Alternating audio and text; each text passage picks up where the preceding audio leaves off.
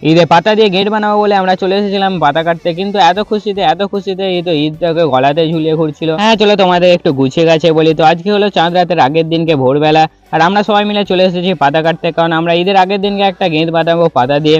আর যার পরে দেখি নাকি একটা সাপও চলে গেল, আর আমরা এখানে এসে পাতাটা রেখে দিই। আর আমাদের পাতাটা কম পড়ছিল বলে আমরা চলে এসেছিলাম আরও একটু পাতা সংগ্রহ করতে।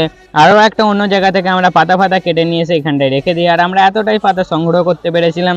আর তারপর এখান থেকে পাতাটা কাটবার পর আমরা চলে এসেছিলাম বাঁশ কাটতে, আর এখান থেকে আমরা দুটো বাঁশ সংগ্রহ করে নিয়েছিলাম, আর বাঁশগুলোকে নিয়ে আমরা এখানে চলে এসেছিলাম। আর বাঁশগুলো নিয়ে এসে আমরা এখানে গর্ত খুলে এখানে একটা গেট করে দিই। আর সন্ধে হতে চলে এসেছিলাম আমরা সবাই মিলে মসজিদে, আর মসজিদে এসে কাগজের কাজগুলো করে নিচ্ছিলাম। আর এখানে আমরা কাগজগুলো একটু ত্রিভুজ আকৃতিতে কেটে নিয়েছিলাম, আর কেটে নেওয়ার পর এখানে চলে এসেছিলাম একজনদের বাড়িতে লেই বানাতে। লেইটা করা হয়ে যেতে আমরা এখানে দড়ি কাটিয়ে সবাই কাগজটা বানাতে শুরু করে দিই।